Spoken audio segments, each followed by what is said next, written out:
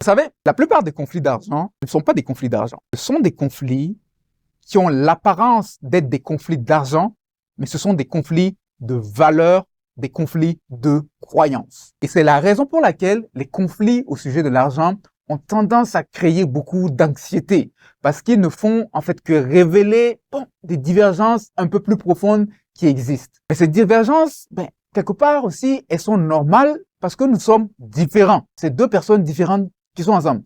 Et dans le processus d'apprendre à travailler ensemble, il va y avoir des chocs par moment. Et les croyances que nous avons au sujet de l'argent sont bien souvent des croyances que nous avons héritées durant notre enfance en voyant le comportement et les paroles de nos parents. Et le proverbe, le proverbe chapitre 23 au verset 7 nous dit « Tel un homme pense, tel il est ». En d'autres mots, nous sommes quelque part le résultat de nos croyances.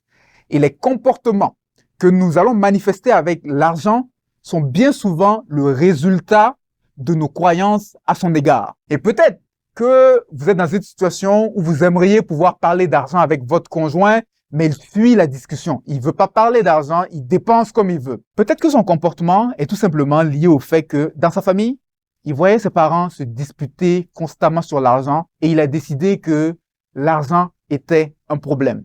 Par conséquent, pour vivre heureux, fallait mieux ne pas parler d'argent. Dépensons, car demain, nous mourrons. On dépense, et puis si le compte est vide, c'est vide, mais on dépense. Tandis que vous avez peut-être grandi dans un foyer où vos parents vous ont appris l'importance de faire un budget, d'épargner, etc. Et tout d'un coup, vous avez votre conjoint qui ne veut rien savoir au sujet de l'argent parce que sa croyance est que l'argent est un problème, tandis que vous avez grandi dans un foyer où l'on vous a appris que savoir gérer son argent était une vertu. On fait comment? Donc, on a des oppositions de croyances qui vont se manifester de différentes manières.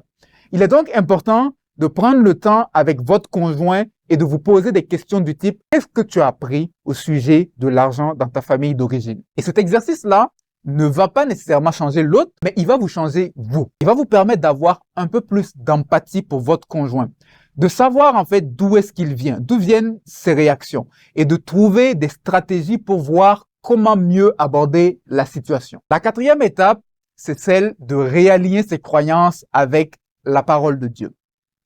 Une fois que vous avez chacun découvert et exprimé vos croyances, il est temps de réaligner vos croyances avec ce que la parole de Dieu dit. Parce qu'il se peut que certaines des croyances que vous avez héritées de votre famille d'origine ne soient pas conformes aux croyances que Dieu vous appelle à avoir au sujet de l'argent, et cela, même si vous êtes né dans une famille chrétienne.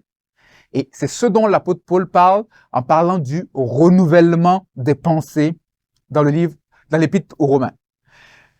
Vous avez peut-être grandi avec la pensée selon laquelle l'argent est un symbole de statut et de réussite. Et pour votre image, il est important que vos enfants aillent dans un certain type d'école, que vous habitez dans une certaine maison, même si cela met de la pression dans votre foyer, parce que vous avez grandi avec cette notion de l'argent est un symbole de statut.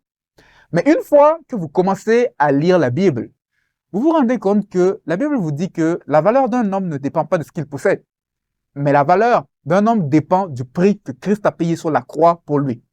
Vous découvrez donc que l'argent n'est pas le baromètre de mesure de la valeur d'une personne, mais un outil pour accomplir la mission que Dieu vous a confiée.